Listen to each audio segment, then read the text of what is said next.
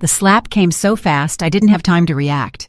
My glasses went flying, shattering on the elegant ballroom floor as 130 guests watched in absolute silence.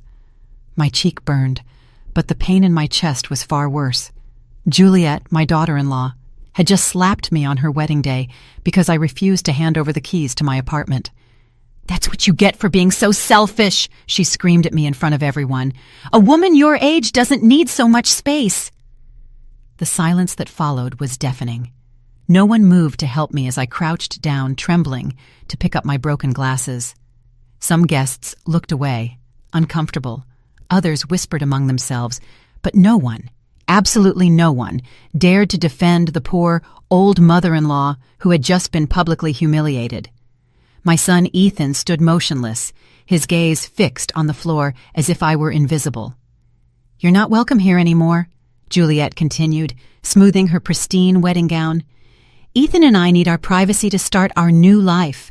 Your apartment would be perfect for us while we shop for something better." Her words were pure venom. For months I had endured her condescending comments about my worn-out clothes, my old car, my simple life. But this had crossed a line that should never have been touched. I rose slowly, feeling all eyes on me like sharp daggers. Tears streamed down my face, but inside, something had changed forever. That slap wasn't just a physical blow, it was the final straw. For years I had kept a low profile, living with humility and discretion. I had secrets no one, not even my own son, knew. Memories of the last few months began to bombard my mind as I slowly walked toward the exit. I remembered when Juliet first came to my apartment 2 years ago. Her face fell when she saw my modest home, my old furniture, my small kitchen. "Seriously? This is where Ethan's mom lives?" she had asked him, her voice just loud enough for me to hear. From that moment on, every visit had been a silent torture. "Aurora, you should move to a smaller place," she had told me 3 months ago during a family dinner. "At your age, you can't maintain such a big apartment. Besides, Ethan and I are thinking of having kids soon. We'll need more space." Her fake smile didn't fool anyone, except my son, who seemed to lose his personality whenever she spoke, acting like a puppet on a string. The humiliations had escalated gradually. First, it was the comments about my clothes. "Aurora, don't you have anything more modern to wear?" Then it was about my car. "That car is so old. It's dangerous for you to drive that." Next, it was my part-time job at the local flower shop. "I don't understand why a woman your age is still working instead of relaxing." Each phrase was a small, poisoned dagger stabbing at my self-esteem. My name is Aurora Hughes. I am 68 years old, and all my life, I have been a woman who prefers discretion over ostentation. I work at a small flower shop 3 days a week. I drive a 10-year-old car. I buy my clothes at discount stores. To the outside world, especially to Juliet, I am just a middle-class widow living on a fixed income. But that's exactly the image I have carefully cultivated for decades. What none of those people looking at me with pity knew was that my life had been completely different before my husband passed. My husband, Robert, had not been the office worker everyone believed. We had made a conscious decision to live modestly, to keep our true wealth a secret, to protect our family's privacy in a way that I now understood had been prophetic. As I walked out of the ballroom, the guests' conversations followed me like a toxic cloud. "Poor thing, she looks so fragile," whispered Juliet's aunt. "The bride is right. That woman can't take care of herself anymore," added Ethan's cousin. "She should be in a retirement home, not living alone," another guest commented with false compassion. Each word was like acid pouring on open wounds. The cool temperature of the ballroom's air conditioning contrasted sharply with the suffocating heat in my chest. My hands trembled as I fumbled for my cell phone in my worn black purse, a purse I had used for 5 years, not because I couldn't afford a new one, but because I had learned to value practicality over appearances, something my daughter-in-law would clearly never understand.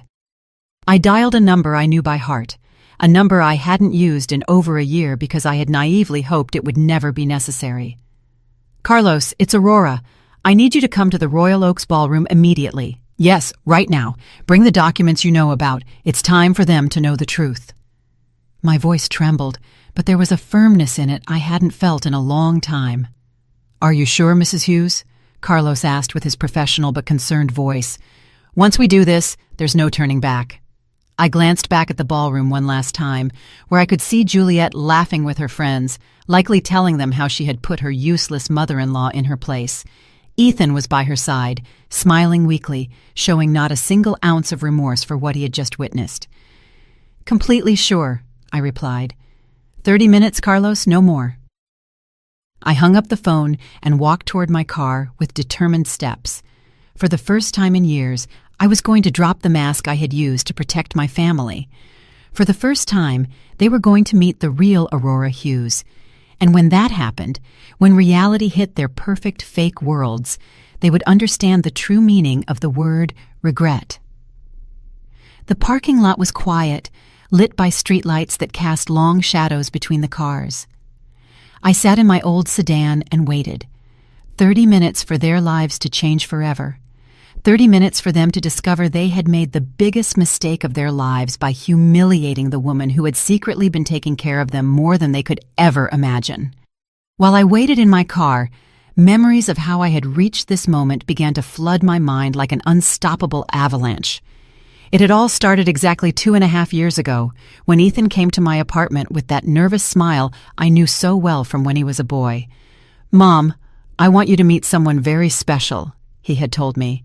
And there she was, Juliet, with her perfectly styled hair, her designer clothes, and that smile that didn't reach her eyes. From the very first moment, I knew something wasn't right. The way she looked at my apartment, evaluating every corner with thinly veiled disdain, told me everything I needed to know about her intentions. "How cozy," she had murmured as she looked at my secondhand furniture and my sun-faded curtains. Her tone suggested the opposite. Ethan, completely blinded by what he believed was love, didn't notice the condescension in her voice. That first dinner had been a silent disaster. Juliet barely touched the food I had lovingly prepared, claiming she was watching her figure. When I asked her about her family, she gave evasive answers, but not before asking me about my financial situation with a curiosity that I found alarming. "And how do you manage on a widow's pension, Aurora? It must be hard to get by on so little money," she had said with fake concern. What Juliet didn't know was that I had been observing her as much as she had been observing me. Over the next few months, I began to notice patterns that put me on high alert. Every time they visited my apartment, she would make comments about how outdated everything was, about how I deserved something better in my golden years. But her eyes always lingered on the details that really mattered. The prime location of the building, the panoramic view from my balcony, the size of the rooms. One day, while Ethan was in the bathroom, I heard her speaking softly on the phone in my kitchen. "Yes, Mom, his mom's apartment is in a super expensive area. If I can get her to move to a smaller place, we could stay here until we have our own place. She's so naive, she'll probably even thank us for helping her with the transition." Her words cut through me like a knife, but I maintained my composure when she returned to the living room, feigning innocence. From that moment on, every interaction with Juliet became a carefully orchestrated performance on both our parts. She played the concerned daughter-in-law, worried about her mother-in-law's well-being, while I pretended to be the vulnerable old woman who needed guidance. But inside, I was gathering information, observing her moves, understanding her true motivations. It was like a game of chess where we both thought we were winning. The following months brought a gradual escalation in her attempts at manipulation. First, there were the subtle suggestions. "Aurora, I've seen some lovely apartments for people your age, with all-inclusive services and no maintenance worries." Then came the more direct pressures. "You can't keep living alone at your age. It's dangerous.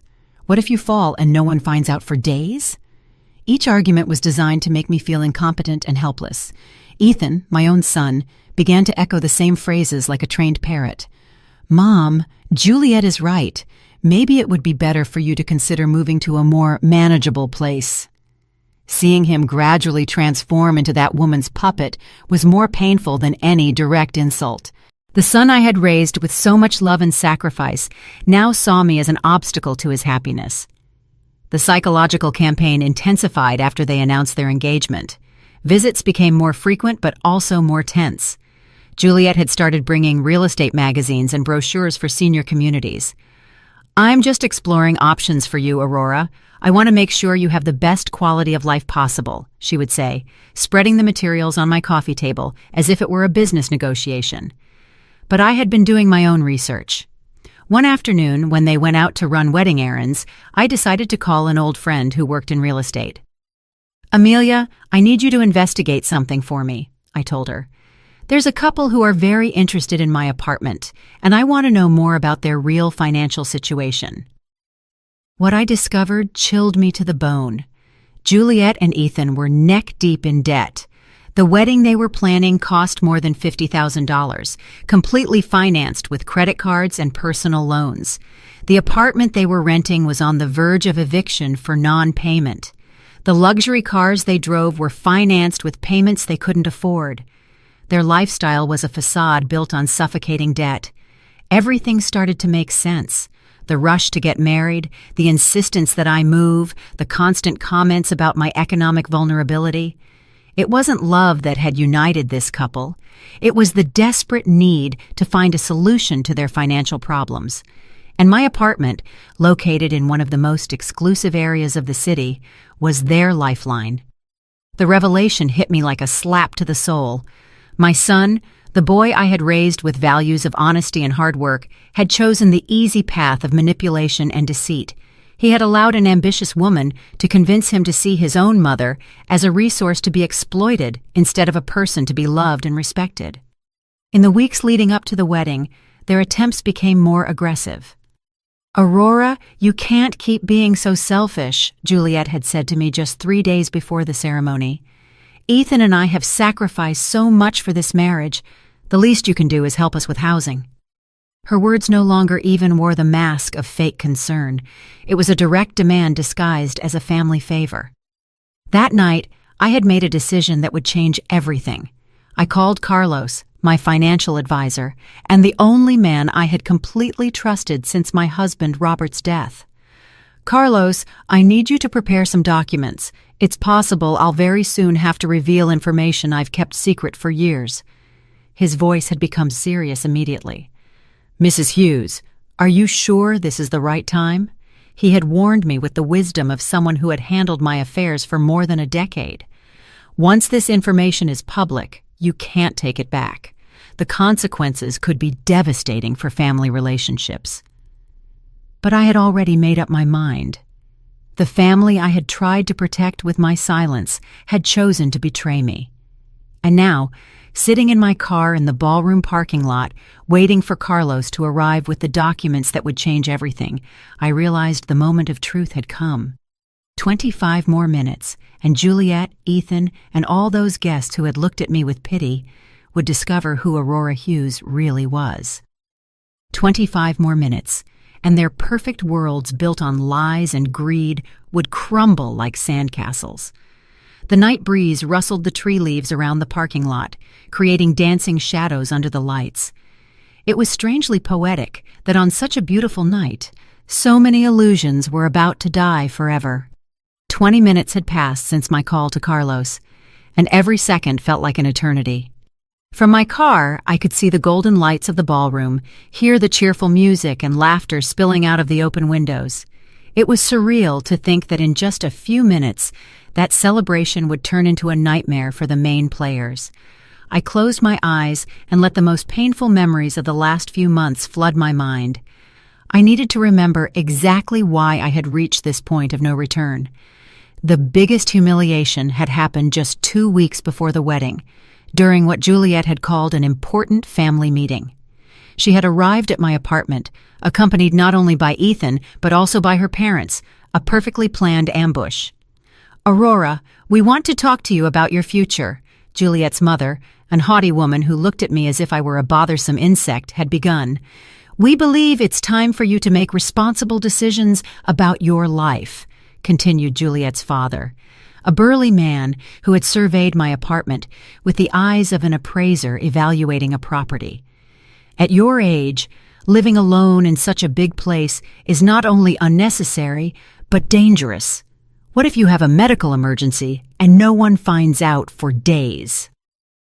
Their words were rehearsed, too perfect to be spontaneous. Ethan had remained silent throughout the conversation, nodding occasionally like a well-trained puppet. Seeing him there, sitting next to a family that treated me like an obstacle, was like watching the son I had raised die before my eyes. "Mom," he finally said, in a voice I no longer recognized. "They're right. Juliet and I have been talking, and we think it would be better for everyone if you moved to a place more appropriate for your age." "Appropriate for my age?" I repeated, feeling the anger begin to boil inside me. "And who gets to decide what's appropriate for me? You?" Juliet's mother exchanged a knowing look with her husband, as if my words confirmed something they had already discussed. "Aurora, we understand this can be difficult to accept, but you must think about what's best for Ethan and Juliet."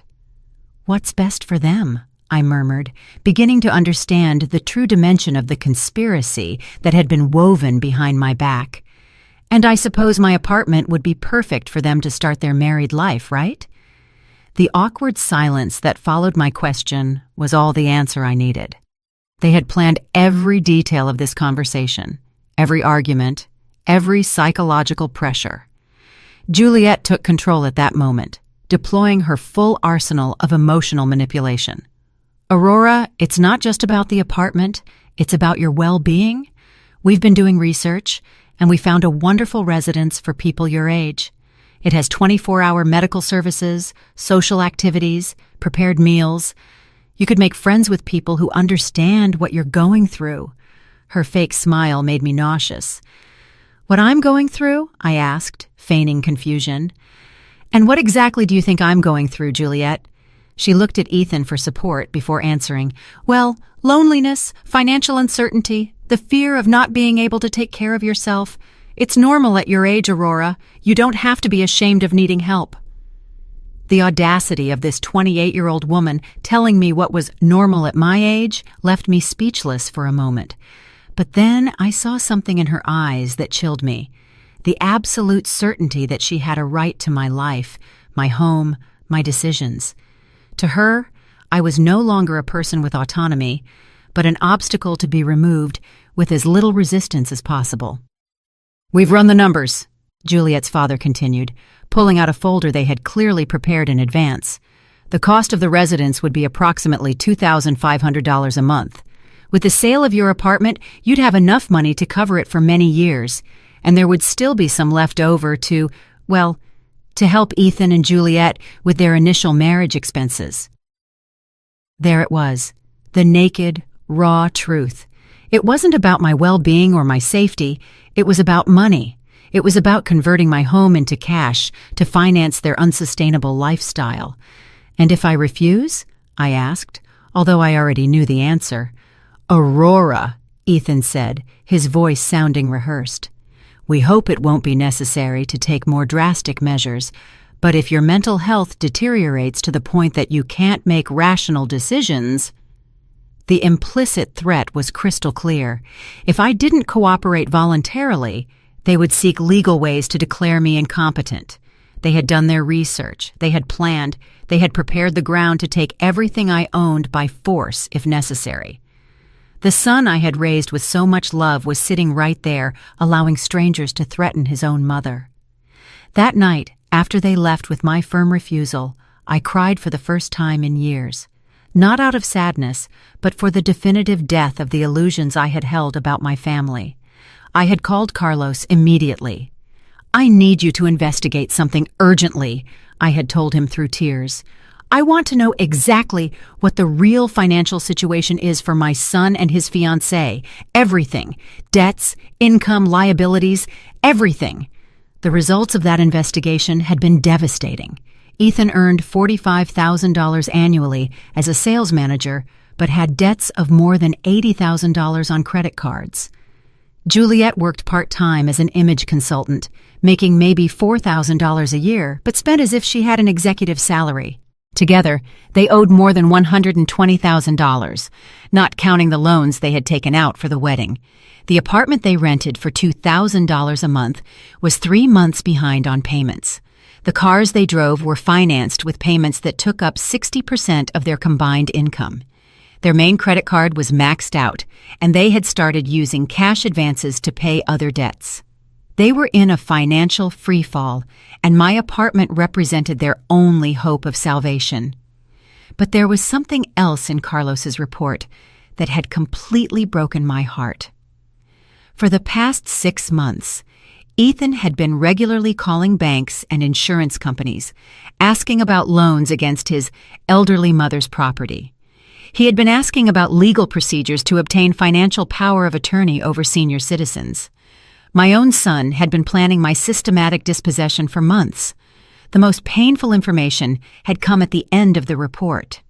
According to a private investigator Carlos had hired, Juliet had been telling her friends that she had sacrificed herself by getting engaged to an older, less attractive man because his mother had valuable properties and no competitive heirs. To her, marrying Ethan wasn't love. It was a strategic investment in my estate. That revelation had been the final straw. For weeks, I had considered simply revealing my true financial situation to them, thinking that maybe the shock would make them reconsider their behavior. But after reading that report, I understood that it wasn't about money or desperation. It was about a pure, calculated greed that had corrupted my son until he was unrecognizable. The days leading up to the wedding had been torture. Every phone call from Ethan was a new pressure to reconsider my position. Every visit from Juliet included poisonous comments about my stubbornness and selfishness. They had started to treat me as if I were already a senile old woman whose opinions didn't matter. The night before the wedding, Ethan had made his last attempt. "Mom, tomorrow is the most important day of my life. Please don't ruin it by being difficult. Juliet just wants what's best for all of us." His words had been the final confirmation that I had lost my son forever. The man who was getting married the next day was no longer the boy I had raised with so much love and sacrifice. And now, sitting in my car waiting for Carlos, I realized that everything had led to this inevitable moment. It wasn't about revenge or cruelty, it was about justice. It was about showing them the consequences of their actions. It was about teaching them that some lines should never have been crossed. 15 more minutes, and everything would change forever. My hands trembled as I dialed the number for Joseph, my neighbor from the apartment next door, a 70-year-old man who had been a silent witness to all the tense visits of the last few months. "Joseph, it's Aurora. I need to ask you for a very important favor," I said, my voice shaking.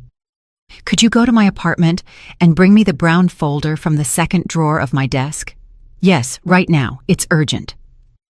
Joseph had been like a brother to me since Robert passed away, and I knew I could trust him without him asking questions. While I waited, I remembered the conversation I had with Joseph just a week earlier. He had witnessed from his balcony when Juliet arrived with a real estate appraiser without notifying me. "Aurora, that girl brought a man with a briefcase who was measuring your apartment from the outside," he had told me with obvious concern in his voice. "When they saw me, they left quickly. I don't like what's happening at all." Joseph had been the first to notice the subtle changes in Ethan's behavior over the last few months. "Your son doesn't greet me like he used to," he had observed. "He used to stay and chat with me when he came to visit. Now he rushes in and out as if he's ashamed of something." His words had confirmed what my heart already knew. I had lost my son long before the slap that night. The folder I had asked Joseph for contained documents no one in my family had ever seen. Bank certificates, property titles, investment records that Robert and I had kept secret for decades. Documents that proved the poor widow living on a modest pension was actually a woman with enough resources to change lives with a single decision. 10 minutes later, Joseph appeared in the parking lot with the folder in his hands. "Aurora, what's going on? You look very upset," he asked as he handed me the documents. "It has to do with Ethan's wedding," I explained briefly what had happened in the ballroom. and I saw his face harden with every detail. "That woman is a viper," he muttered. "I always knew it." "Joseph, in a few minutes, a man named Carlos will arrive. When you see him, tell him I'm waiting for him here," I asked. "And Joseph, after tonight, many things are going to change. I want you to know you have always been like family to me." His eyes filled with tears as he nodded. "You're family to me too, Aurora. Do what you have to do." As Joseph returned to the building, I opened the folder and began to review documents I hadn't looked at in months. The first was a bank statement showing a balance of $5,400,000 in an investment account. The second was the property title for a downtown office building that generated monthly rent of $50,000. The third was the deed to a beach house I had bought as an investment 10 years ago. Robert had been a genius at investments, starting with a small import business and turning it into a silent empire.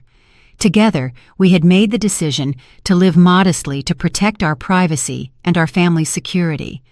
"Visible wealth attracts problems," Robert used to say. "Invisible wealth gives you power." I never imagined I would have to use that power against my own son. Each document in that folder represented years of hard work and smart decisions. The flower shop where I worked 3 days a week wasn't because I needed the money, but because I liked to stay active and connected to the community.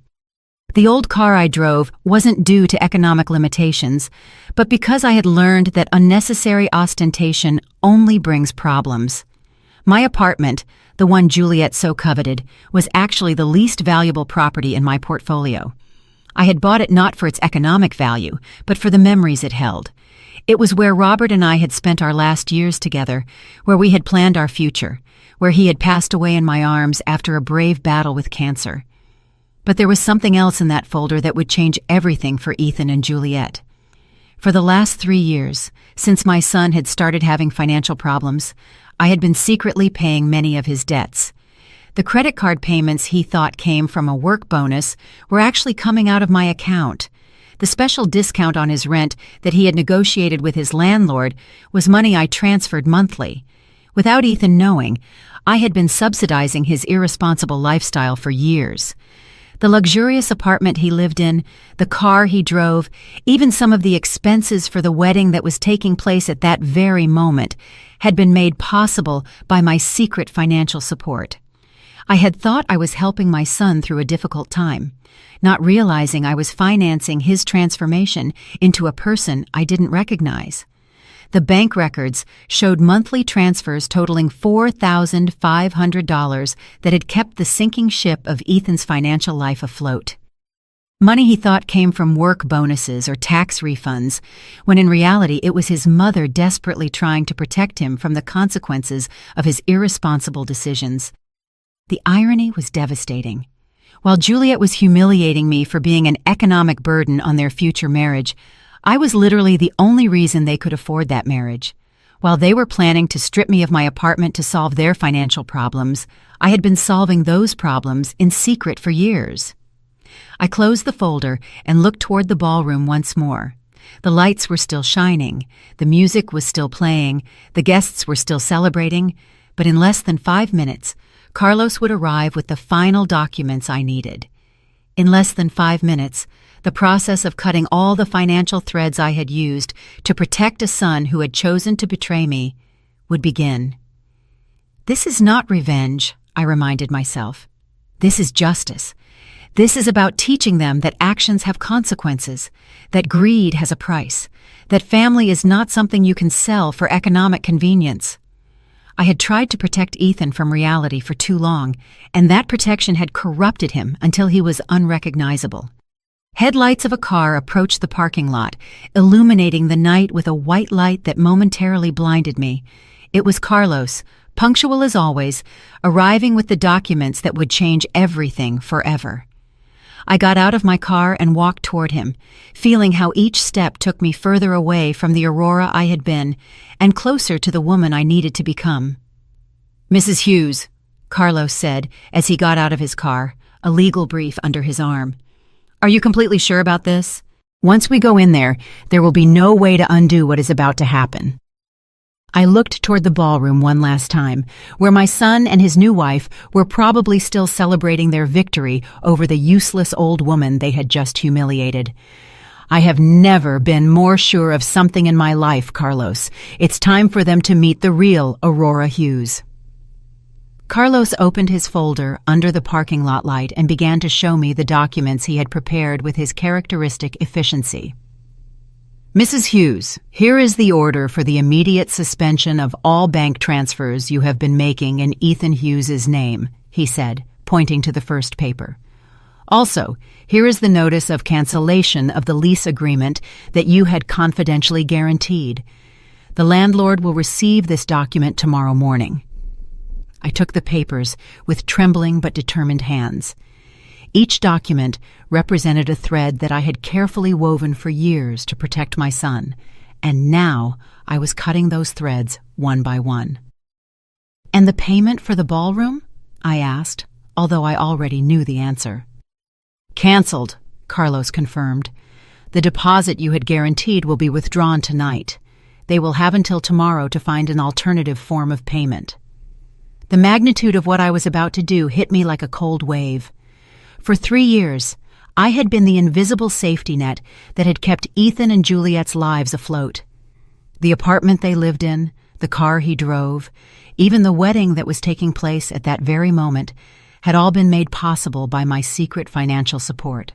And now, in a single night, I was going to withdraw all that support definitively.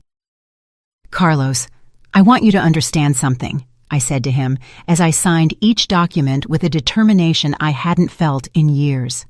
"This is not cruelty or revenge. This is the only way for them to learn the real value of things.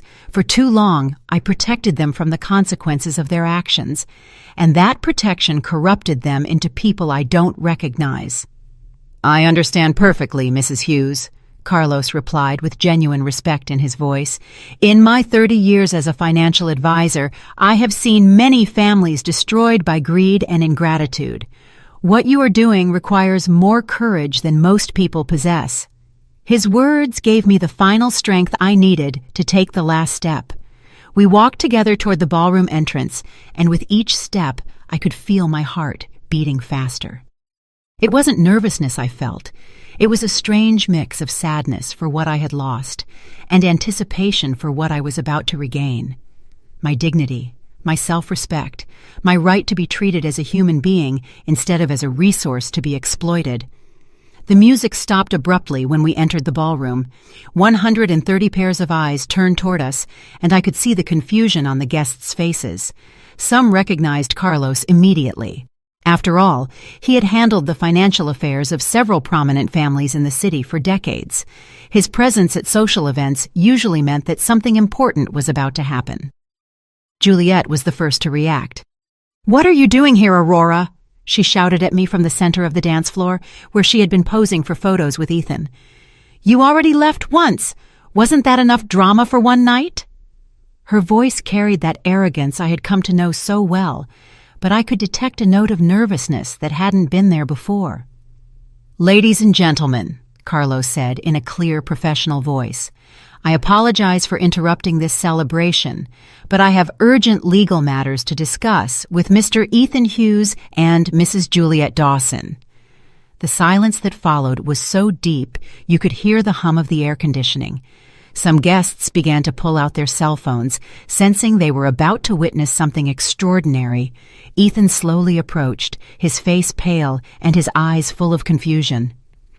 "What's going on here, Mom?" he asked me, in a voice that no longer sounded as confident as it had when he had humiliated me just minutes before. "Who is this man, and why is he talking about legal matters?" I could see his hands trembling slightly as he adjusted his tie, a nervous gesture he had had since childhood. "Ethan," I said in a voice firmer than it had sounded in months, "this is Carlos Jones, my financial and legal advisor. He has come to deliver some documents that I think you will find very enlightening." Carlos opened his folder and took out the first document.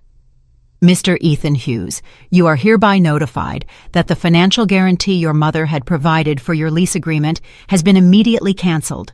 Your landlord will be notified tomorrow morning, and you will have 30 days to find a new guarantor or vacate the property. All the color drained from Ethan's face. Financial guarantee, he murmured, looking at me with eyes that were beginning to fill with comprehension and horror. Mom? What is he talking about? But I could see from his expression that a part of him already knew. For years, he had suspected that his financial luck wasn't completely natural, but he had chosen not to ask questions because the answers might have been uncomfortable. Also, Carlos continued relentlessly, the monthly transfers of $4,500 that your mother had been making to your personal accounts have been permanently suspended. This includes payments for credit cards, car insurance, and various other expenses that you believed were being covered by other sources. Juliet let out a gasp that echoed throughout the ballroom. That's impossible, she exclaimed, running toward us, her wedding dress dragging on the floor. Ethan doesn't have a rich mother.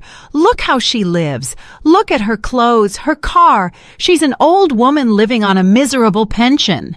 Her hysteria was evident, and several guests began to murmur among themselves with increasing fascination. Finally, Carlos said, taking the last document from his folder, the guaranteed payment for this celebration has also been canceled. The ballroom management will have the right to demand full payment before guests can leave tonight. His words fell on the ballroom like a bomb, and I could see some guests nervously begin to move toward the exits. The realization hit Ethan like a hammer. You, he muttered, looking at me with eyes that couldn't fully process what they were hearing. All this time, you've been paying for everything. His voice broke on the last word, and for a moment I saw the small boy he had once been, vulnerable and confused. For 3 years, Ethan, I confirmed, in a voice that sounded strangely calm after the emotional storm I had been living through. 3 years in which I thought I was helping you get through a difficult time. 3 years in which I believed you would eventually recover and become the man I raised. 3 years in which I hoped you would remember the values I taught you. Juliet began to pace in circles, clutching her head with increasing desperation. This can't be happening! This can't be real! She screamed, as the guests watched her with a mix of horror and morbid fascination. You're a poor old woman. You work at a flower shop. You drive a 10-year-old car. You can't have money. Appearances are deceiving, Juliet, I said finally, feeling decades of careful performance come to an end. For years, I chose to live simply because my husband and I believed that visible wealth attracts problems. It turns out we were right. It's just that the problems came from where we least expected them. The music had stopped completely, and the only sound in the ballroom was the agitated breathing of the newlyweds and the growing murmurs of the guests, who were beginning to understand that they were witnessing something completely unexpected. Some were already recording with their phones, instinctively knowing that this story would become urban legend. Mom, Ethan said, his voice broken. Please, there has to be some way to fix this. The wedding, the guests, everything. But I could see in his eyes that he was finally beginning to understand the magnitude of what he had lost. Not just money or financial support. He had lost his mother, the woman who had loved him unconditionally for 35 years. The only way to fix this, Ethan, I replied, was not to break it in the first place. The silence in the ballroom became deafening. 130 guests held their breath as they processed what they had just heard. Juliet stood motionless for the first time all night, her eyes darting between Carlos, the documents, and my face, as if trying to find a crack in the reality that was collapsing around her. Ethan just stared at me with an expression I will never forget, a mixture of shock, belated comprehension, and absolute horror. Mrs. Hughes, Carlos said in a voice loud enough for everyone to hear. Would you like me to proceed with reading the full financial details? His question hung in the air like a sword over the newlyweds' heads. I could see several guests moving closer, fascinated by the drama unfolding before their eyes.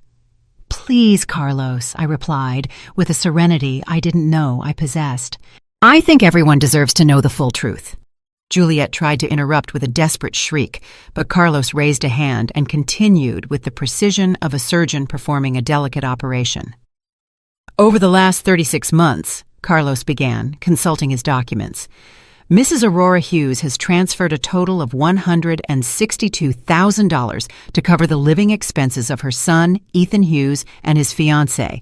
This includes $48,000 for rent payments, $44,000 for credit card payments, $18,000 for vehicle insurance, and $22,000 for miscellaneous expenses." A collective murmur swept through the ballroom. Some guests exchanged glances of astonishment.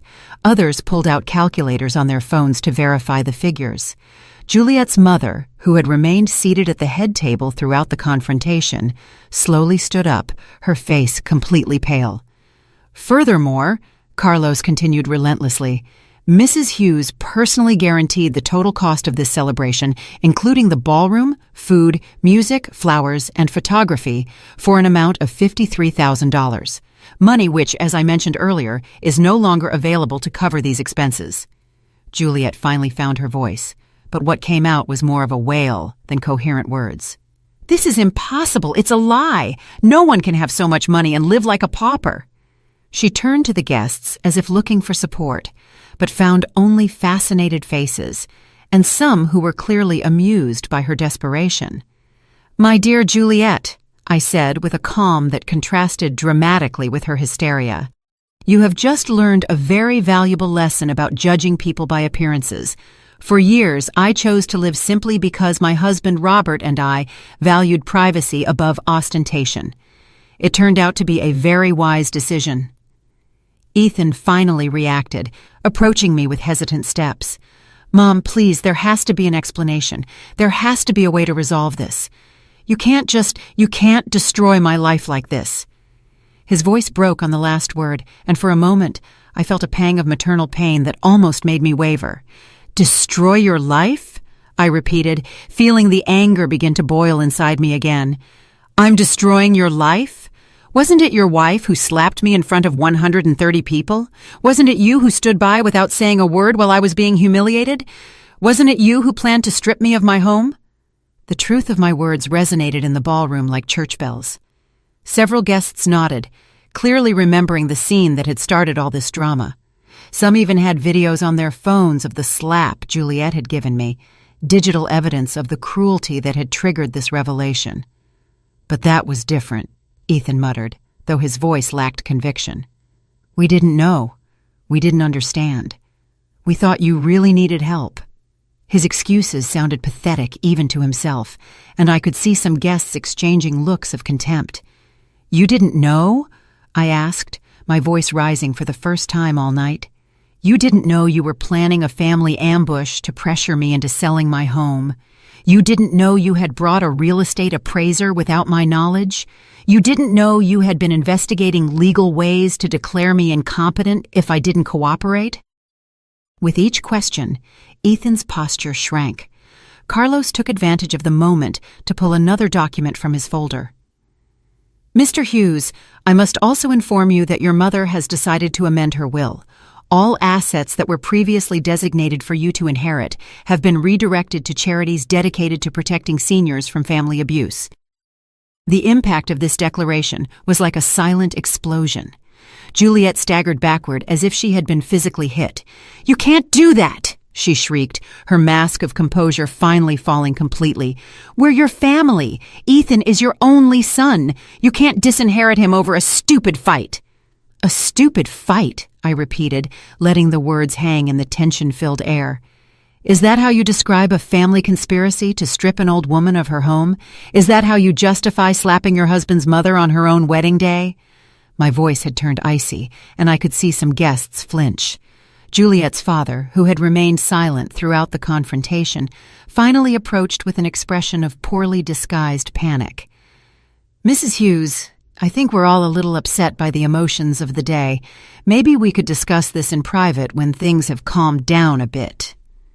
His tone was that of a man who had just realized he had bet on the wrong horse. "There's nothing to discuss in private," I replied firmly. "Everything I had to say has been said here, in front of the same people who witnessed my humiliation. You chose to make this public, so my response will be public." The guests' heads moved between us as if watching a tennis match, absorbed in every exchange. Carlos closed his folder with a dry snap that echoed throughout the ballroom. "Mrs. Hughes, all documents have been delivered and explained. The legal effects will begin immediately." He turned to Ethan and Juliet with a professional expression, but not without a certain satisfaction. "I suggest you contact your own legal and financial advisors as soon as possible." Juliet finally collapsed.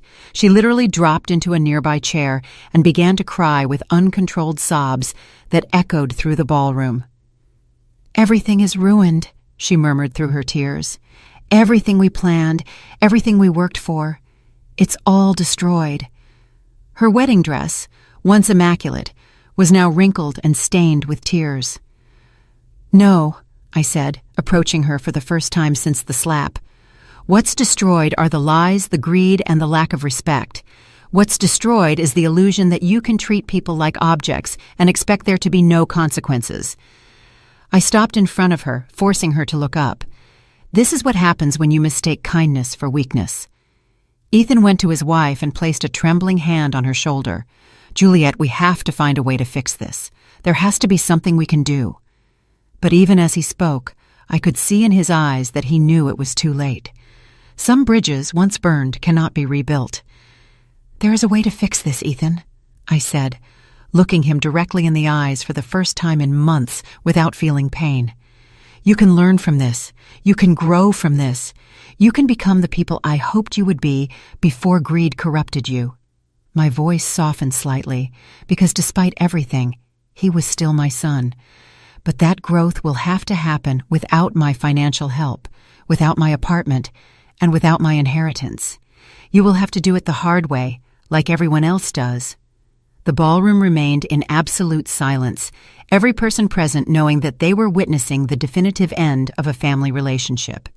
Carlos and I headed toward the exit, leaving behind a ballroom full of shocked guests and a newlywed couple whose perfect world had collapsed in less than 30 minutes.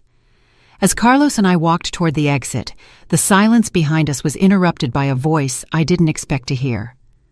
"Wait, Aurora!" It was Lucy, Ethan's younger sister, who had been sitting at a table in the back throughout the confrontation. She ran toward us with tears in her eyes and an expression of absolute horror on her face. "Aunt Aurora," Lucy said in a trembling voice, "I didn't know anything about this. I swear Ethan never told me what they were planning with you." Lucy had always been my favorite niece, a 29-year-old who worked as a teacher and had maintained a close relationship with me even after Ethan had distanced himself. "If I had known what they were going to do to you, I would have tried to stop them." I stopped and looked at her, seeing in her eyes the same honesty I had known since she was a little girl. "I know, Lucy," I said softly, placing a hand on her cheek. "You have always been different. You've never seen people as opportunities or resources to be exploited." Her tears fell harder as she nodded, clearly devastated by her brother's actions. "But why did you never tell us about the money?" Lucy asked with genuine confusion. "Why did you keep all this a secret for so many years?" It was a question that deserved an honest answer, especially coming from someone who had always treated me with respect and genuine love.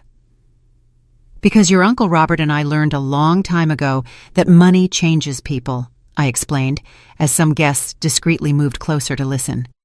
"We have seen families destroyed by inheritances, friendships ended by loans, and children who see their parents as walking pensions.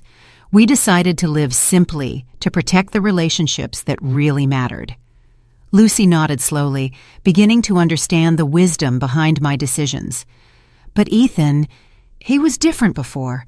When we were kids, he would have defended anyone who hurt you. What happened to him?" Her question contained all the pain of a sister who had watched her brother transform into someone unrecognizable. "What happened to him was Juliet," I replied with sadness, but without bitterness. What happened to him was greed disguised as love, ambition without values, and me in my effort to protect him, depriving him of the chance to learn important lessons about responsibility and consequences. My answer resonated through the ballroom, where the guests were still engrossed in every word. Carlos had respectfully stayed to the side during this exchange, but now he approached and murmured something in my ear. "Mrs. Hughes, the ballroom manager is approaching. It seems he's already found out about the cancellation of the guaranteed payment." Indeed, I could see a burly man in a suit walking toward us with several papers in his hands and a very serious expression. "Mrs. Hughes," the manager said in a tense voice, "I just received a payment cancellation notice that is highly irregular. The contract for this celebration is guaranteed until tomorrow morning. Can you explain what's happening here?" His presence added a new layer of immediate reality to the crisis I had just triggered. "Mr. Martinez," I replied, remembering his name from the conversations we had when I secretly arranged the wedding payment. "The financial guarantee I provided for this celebration has been revoked due to extraordinary circumstances that have come to light tonight." I gestured toward Ethan and Juliet, who remained in the center of the ballroom like statues of despair. "I understand," Martinez said, looking at the scene with the experience of someone who had handled social events for decades. "And who will be responsible for the payment now? The total outstanding amount is $53,000, including the ballroom, food, music, flowers, and photography services." His voice was professional but firm, making it clear that someone would have to solve this problem immediately. Ethan finally reacted, approaching us with hesitant steps. "Mr. Martinez, there must be some misunderstanding. My mom, she can't just cancel the payment like that. We're family. This can be resolved." His voice carried a desperation I had never heard before, the desperation of a man who finally understood the magnitude of his situation. "Young man," Martinez said with the forced patience of a professional, "the financial guarantee was provided by Mrs. Hughes personally and privately. She has the legal right to withdraw that guarantee at any time. I now need someone to provide an alternative form of payment immediately, or I will be forced to suspend the event." Juliet approached, stumbling, her wedding dress now completely disheveled and her makeup smeared with tears. "You can't do this!" she yelled at Martinez. "It's our wedding day! You can't ruin our wedding day over money problems!" Her hysteria was evident, and several guests began to murmur among themselves with increasing discomfort. "Ma'am," Martinez replied with growing firmness, "I am not ruining anything. I am simply following the contractual terms that you signed. If you cannot provide an alternative payment immediately, I will have to ask all guests to leave and suspend all services." His ultimatum fell on the ballroom like a final sentence. The reality of the situation began to penetrate the minds of the guests. Some had already started to grab their bags and discreetly head for the exits. Others remained fascinated by the drama that continued to unfold, like spectators of a traffic accident they couldn't look away from. "Mom," Ethan said, approaching me with tears in his eyes for the first time since he was a child, "please, I know what we did was wrong. I know we hurt you. But there are 130 people here. There are photos. There are memories. You can't destroy all this over a fight."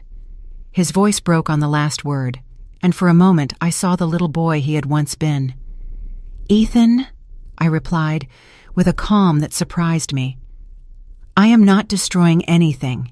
You destroyed this when you chose greed over love, when you chose manipulation over honesty, when you chose to publicly humiliate me instead of treating me with the respect I deserve as your mother." Each word was like a dagger, but they were words that needed to be said. "But what are we going to do?" Juliet asked in a desperate voice, looking at the guests who continued to leave the ballroom. "How are we going to explain this? How are we going to pay for all of this?"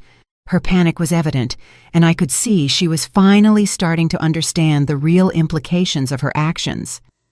"You're going to do what all responsible people do," I replied. "You're going to find ways to earn money honestly. You're going to learn to live within your means. You're going to discover what it means to work hard for the things you want, instead of expecting others to provide them for you." My voice had grown stronger, and I could feel decades of accumulated wisdom pouring out through my words. Carlos approached discreetly and murmured, "Mrs. Hughes, the legal process is complete. All documents have been delivered and explained. There is nothing more we can do here." His message was clear. It was time to leave, to let Ethan and Juliet face the consequences of their decisions without my presence as a distraction. Lucy approached once more and hugged me tightly. "Aunt Aurora, I want you to know that you will always have my respect and my love, no matter what happens with Ethan." Her words were like a balm for my wounded heart, reminding me that not all family had been corrupted by greed. "And you will always have mine, Lucy," I replied, returning the hug. "Remember this night when you make important decisions in your life. Remember that character is defined not by what we have, but by how we treat the people we love." Her tears soaked my shoulder as she nodded, completely understanding the lesson that was unfolding before her eyes. Martinez approached again, this time with greater urgency. "Ladies and gentlemen, I need an immediate resolution. I have other commitments tonight, and I cannot keep staff here indefinitely without a guarantee of payment." His professional patience was finally running out, adding additional pressure to an already desperate situation. "You have my phone number," I said to Ethan and Juliet for the last time. "When you are ready to have a real conversation about respect, values, and responsibility, when you have learned what it means to earn things for yourselves, when you can look me in the eye and offer me a genuine apology for what you did to me tonight, then we can talk. But for that," I added, looking at them directly, "first you will have to find a way to solve the mess you created here, all on your own." With those words, I turned and walked toward the exit with Carlos, leaving behind a ballroom full of chaos, despair, and the harsh reality of deserved consequences. 3 days after the wedding, my apartment had become a refuge of peace I hadn't experienced in years. Joseph had come over every morning with coffee and pastries from the local bakery, making sure I was okay after what he called the night Aurora reclaimed her dignity. His visits had been a balm for my soul, reminding me that I still had chosen family who valued me for who I truly was. The phone had rung incessantly for these 3 days. Ethan had called 37 times, leaving messages that evolved from initial anger to desperate pleading. Juliet had sent 14 text messages, each more hysterical than the last. Her parents had shown up at my door twice, demanding that I fix the mess I had caused, but I had held my ground with a calmness that surprised even myself. Carlos arrived that morning with news that, while expected, was devastating in its full scope. "Mrs. Hughes," he had told me as we drank tea on my balcony, "I have received reports from all fronts. Ethan and Juliet were evicted from their apartment yesterday morning. The ballroom has initiated legal proceedings to recover the $53,000 owed. Their credit cards have been canceled for non-payment." "And where are they living now?" I had asked, although a part of me already knew the answer. "With Juliet's parents," Carlos replied. "Apparently, it's a 2-bedroom apartment where 3 people already live. The situation is tense, according to my sources." His expression suggested that tense was a very conservative description of reality. That afternoon, while I was watering my plants on the balcony, I saw a familiar car park in front of the building. It was Lucy, but this time she wasn't alone. With her was Amelia, my old friend from the real estate sector, and to my surprise, Joseph got out of the back seat. "Aurora!" Lucy yelled from the sidewalk. "We need to talk to you. There are things you need to know." When they arrived at my apartment, their faces wore a mixture of urgency and concern that immediately put me on alert. "Aunt Aurora," Lucy began, "I've been investigating some things since the wedding night, things I think you need to know before it's too late." She sat on my couch with a folder in her hands that looked as official as the one Carlos had carried to the ballroom. "Too late for what?" I asked, pouring her some tea while trying to stay calm. Amelia cleared her throat and spoke for the first time. "Aurora, for the last 3 days, I've been doing some digging into Ethan and Juliet's financial situation. What I found goes beyond what any of us imagined. They had been planning this for more than a year," Amelia continued, opening the folder to reveal documents that made me feel sick to my stomach. I found evidence that Juliet had been consulting with lawyers specializing in mental competency cases for seniors. They had a detailed plan to legally declare you incompetent and gain control over all your properties. Joseph, who had remained silent until then, leaned forward with a grave expression. Aurora, there's more. That night, after you left the ballroom, I overheard Juliet talking on the phone with someone. She was saying that the old woman had ruined everything, but they still had Plan B. His words sent a shiver down my spine. Plan B? I repeated, feeling my stomach clench with a mixture of fear and anger. Lucy took my hand and squeezed it gently. Aunt Aurora, they've been telling everyone you've gone senile, that the scene at the wedding was evidence that you've lost touch with reality. They're building a case for a judge to declare that you can't handle your own affairs. The magnitude of their betrayal expanded before me like an infected wound. It wasn't enough to have publicly humiliated me, to have planned to strip me of my home, to have conspired against me for months. Now they were trying to use my justified response to their cruelty as evidence of mental incompetence. It was a wickedness that surpassed anything I had imagined possible. But that's not all, Amelia added, her voice trembling. I've discovered that Juliet has been spreading rumors in the neighborhood about your erratic behavior. She has visited several of your neighbors, suggesting that they should report anything concerning they observe about you. The systematic nature of her defamation campaign left me breathless. Carlos, who had returned for our scheduled meeting, entered the apartment at that moment and found the atmosphere thick with tension. Mrs. Hughes, I see you've already found out about some of the recent maneuvers. His expression was more serious than I had ever seen it. I have some additional news that confirms what your friends have discovered.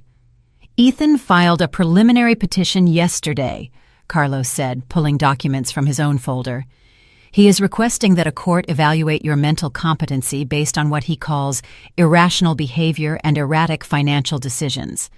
He has provided sworn statements from several witnesses who were present at the wedding. Sworn statements? I asked, feeling the anger begin to replace the shock. What kind of statements? Carlos consulted his papers before answering. Statements describing your unjustified emotional outburst against an innocent young couple.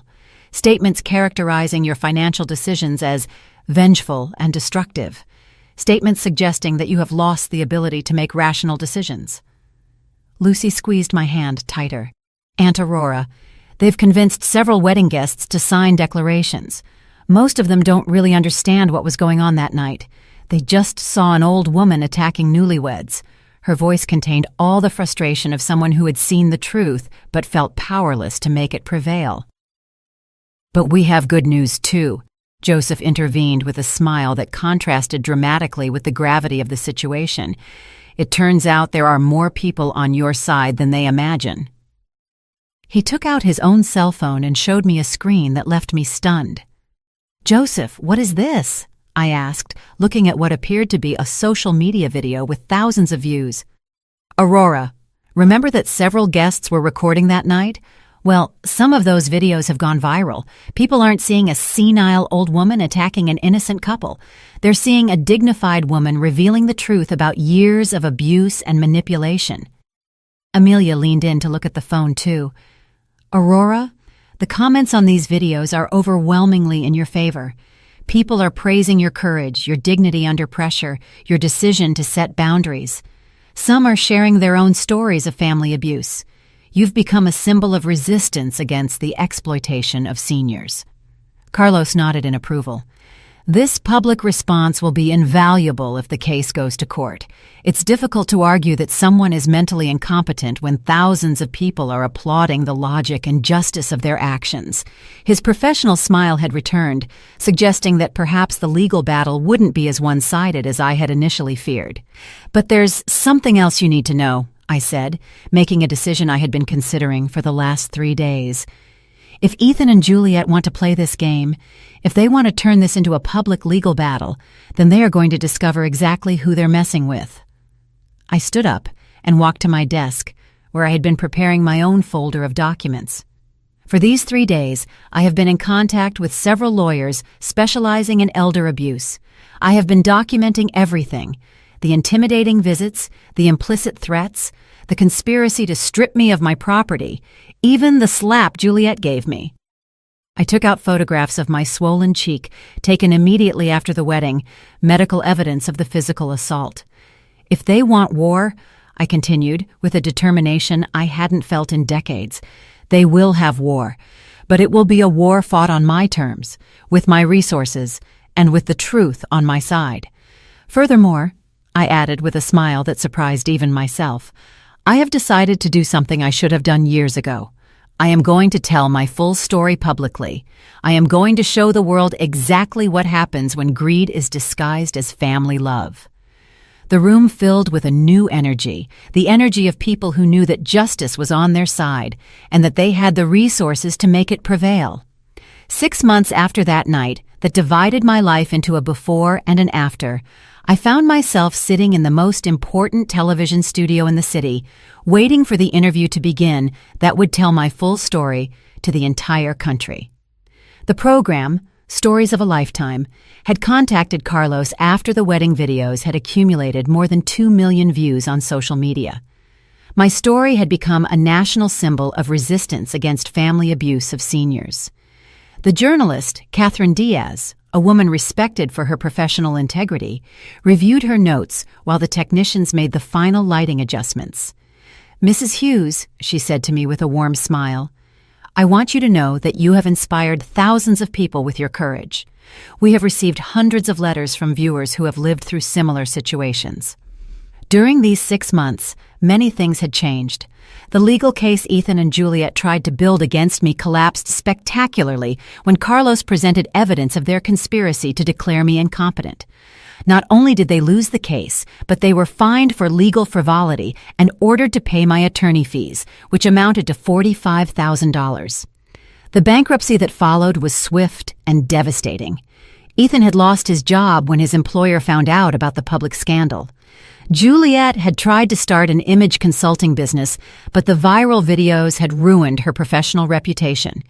They were now living in a one-bedroom apartment in the suburbs, working part-time jobs and struggling to pay their accumulated debts. "We are on the air in 5 minutes," the program director announced. I looked at the cameras that would soon broadcast my story to millions of homes, feeling a mix of nervousness and determination. At my side was Carlos, who had agreed to appear with me to explain the legal aspects of the case. In the audience were Joseph, Lucy, and Amelia, my pillars of support during these difficult months. The most painful thing about these 6 months had been Ethan's complete silence.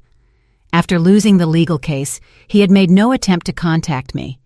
There were no calls asking for forgiveness, no letters explaining his behavior, no acknowledgement that his actions had been wrong. It was as if he had decided that it was easier to hate me than to face the reality of what he had done. Juliet, on the other hand, had tried to contact me several times. Her messages had evolved from legal threats to desperate pleas for financial help. The last message, received just 2 weeks earlier, said, "Aurora, I know we made mistakes, but we're family. Ethan is sick with stress and I'm pregnant. Please, you can't let your grandchild grow up in poverty." The news of the pregnancy had been like a dagger to my heart. I was going to be a grandmother, but my grandchild would grow up in a home filled with resentment toward me. However, I had learned the most difficult lesson of my life. I couldn't save people who didn't want to be saved. Trying to do so only perpetuated their destructive behavior. "Mrs. Hughes, we'll start in 30 seconds, Catherine informed me. I took a deep breath and thought of all the people who had written to me after seeing the videos, telling me their own stories of family abuse, seniors whose children had taken control of their finances, parents emotionally blackmailed by irresponsible adult children, grandparents threatened with not seeing their grandchildren if they didn't provide financial support. "We are live in 3, 2, 1. The red light on the camera came on, and Catherine began with an introduction she had rehearsed perfectly. "Good evening and welcome to Stories of a Lifetime. I am Catherine Diaz, and tonight we have with us Aurora Hughes, a 68-year-old woman whose story has shocked the nation and put the issue of family abuse against seniors at the center of a national debate." "Mrs. Hughes," Catherine continued, turning to me, 6 months after the events at your son's wedding, How does it feel to know that your story has inspired so many people?" Her question was direct but compassionate, allowing me to start on my own terms. "I feel grateful," I replied, feeling my voice stabilize as I spoke. "Grateful that something as painful as the loss of my relationship with my son has served to help other people in similar situations. For months I felt lonely and confused, wondering if I was the one who was wrong. Now I know that what I went through is more common than any of us would like to admit." Catherine nodded and consulted her notes. "Tell us about the years leading up to that night, when you started to realize that something wasn't right in your relationship with your son and his fiancée." It was the question I had been waiting for, the opportunity to explain how emotional and financial abuse develops gradually, almost imperceptibly. "It started with small things," I explained, remembering those early signs I had ignored out of love, comments about my age, suggestions that I could no longer take care of myself, subtle pressures for me to make decisions that truly benefited them. Family abuse rarely begins with blows or shouting. It begins with the slow erosion of your self-confidence, with making you question your own reality.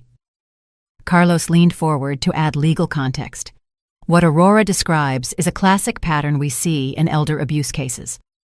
The perpetrators, especially when they are family members, use psychological manipulation tactics before proceeding to more direct forms of coercion. It's insidious because it's disguised as loving concern. "And the moment of the revelation?" Catherine asked. "When did you decide to expose the truth about your financial situation?" It was the question I knew would come, the one that required me to explain the most difficult decision of my life. "The slap," I replied simply.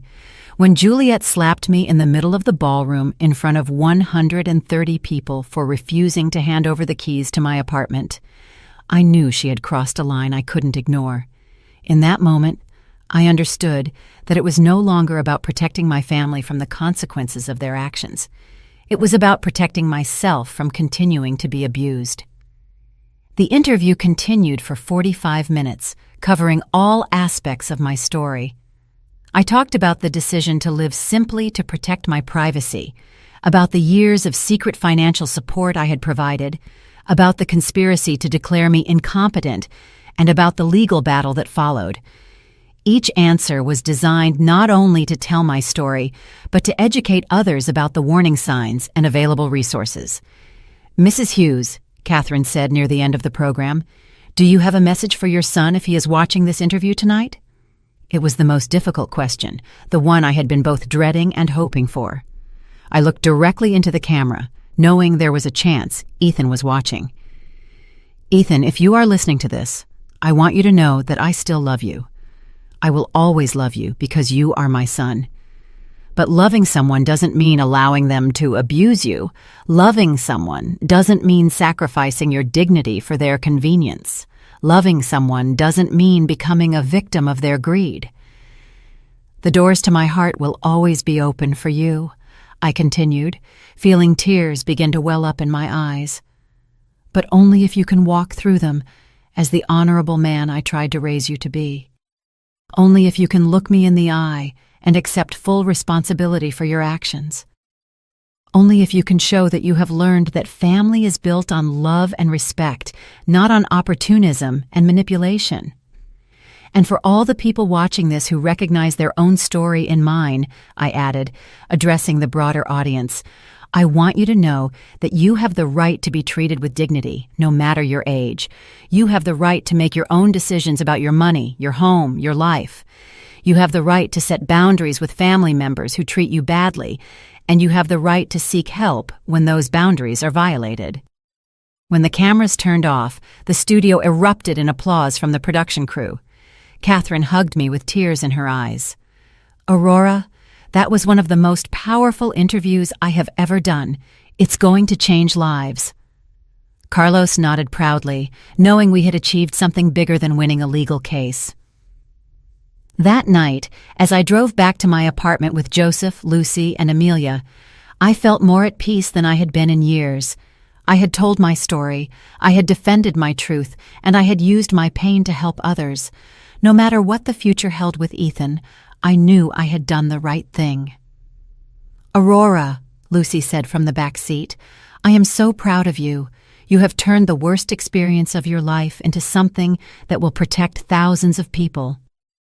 Her words resonated in my heart as we arrived home. The apartment that Juliet had once coveted now truly felt like a home again, not because I had won a legal battle, but because I had finally learned to value myself enough to demand the respect I deserved. I had discovered that sometimes the only way to save a relationship is to be willing to lose it. And as I prepared for bed that night, I knew I had set the most important example of my life, that it's never too late to stand up for yourself, that you are never too old to demand dignity, and that true love sometimes requires the most difficult decisions. My story had ended, but my life was just beginning again. 2 years have passed since that night that divided my life into a before and an after. As I write these lines, I am sitting on the same balcony where I used to water my plants and reflect on the silent humiliations I thought I had to endure out of a mother's love. How different the world looks when you finally find the courage to put a price on your dignity. The morning began, like all of them have for the last 18 months, with a call from Carmen, the coordinator of the Aurora Hughes Foundation for the Protection of Seniors. Yes, I decided to use my name for the charitable organization I founded with part of my redirected inheritance. "Aurora, we have 23 new cases this week," Carmen informed me, with that mixture of sadness and determination that characterizes those of us who work in this field. All similar patterns. Adult children pressuring older parents for property or money. Every case that comes across my desk is like looking into a mirror of the past. Yesterday, I reviewed the file of a 72-year-old woman whose daughter convinced her to sell her house for her own good, only to discover that the money financed a failed business and a vacation in Europe. The day before yesterday, it was a 69-year-old man whose twins emotionally blackmailed him. "If you don't lend us $50,000, you will never see your grandchildren again." The irony is not lost on me. I have turned my worst personal experience into my most meaningful life purpose. The foundation has helped more than 400 seniors regain control over their finances, their properties, and, most importantly, their self-esteem. We have specialized lawyers, social workers, psychologists, and a support system that I wish I had had when I felt so lonely and confused. Joseph is still my dearest neighbor, although he is now also my foundation's vice president. His 72 years are filled with a renewed energy since he started giving lectures on how to detect family manipulation. "Aurora," he told me last week as we were reviewing cases, "I never thought my golden years would include becoming a detective for dysfunctional families, but it's the best adventure I've ever had." Lucy moved into the apartment next door a year ago. After her divorce from a marriage that had lasted only 8 months, she decided she needed to be close to the bravest person she knows. Working as the foundation's educational director has given her a purpose she never found in her career as a traditional teacher. "Aunt Aurora," she tells me frequently, "you taught me that sometimes real family doesn't come from blood, but from those who choose to respect you unconditionally." The success of my public story has brought unexpected consequences. The book I wrote with the help of an investigative journalist became a national bestseller. When Love Hurts, An Elderly Woman Fights Back has sold more than 200,000 copies, and all the royalties go directly to the foundation. The letters I receive from readers are living testimonies that my experience resonated in thousands of homes where silence had been the norm. Carlos is still my financial advisor, but now he is also the foundation's principal accountant. His experience in handling the legal aspects of my confrontation with Ethan has become an invaluable asset in helping others in similar situations.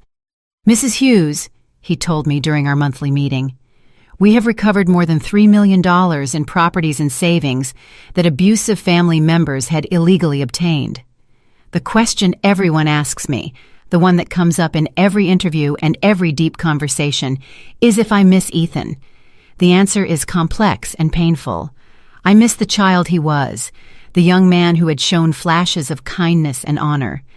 I miss the illusion of the family I thought we had, but I don't miss the last few years of manipulation, emotional blackmail, and systematic disrespect. Ethan tried to contact me exactly 3 times during these 2 years. The first was 6 months after the television interview, when apparently some co-workers had seen the show and started treating him differently. The second was when his son, my grandson Oliver, was born 14 months ago. The third was 3 months ago when Juliet left him, taking the baby and half of their meager possessions. Each time he called, it was to ask for financial help, never to offer a genuine apology or acknowledge the harm he had caused. His pattern of thought remains identical. He sees his problems as external injustices, not as consequences of his decisions. The last conversation lasted less than 5 minutes and ended when he said, "Mom, your pride is more important than your grandson." I replied with a clarity that surprised me. "Ethan, my dignity is exactly as important as my grandson, and I hope that one day he learns that lesson better than you did." It was the first time I had ever hung up the phone on my son, and it was also strangely liberating. The topic of Oliver, my grandson, is the only one that can still make me cry. He is 14 months old and does not know me. When Juliet left, she took all the family photographs, including the few I had of him. I have created a trust fund for his college education, administered by Carlos, that will be available when he turns 18, regardless of the relationship we have by then. Maybe, Amelia tells me during our weekly dinners, when Oliver is older, he will seek his own answers about what happened in his family. Maybe he will find the courage to get to know his grandmother for himself. Amelia has become my closest confidant, especially since she also had to set difficult boundaries with toxic family members a decade ago. What surprises me most about these 2 years is how much my physical and mental health have improved.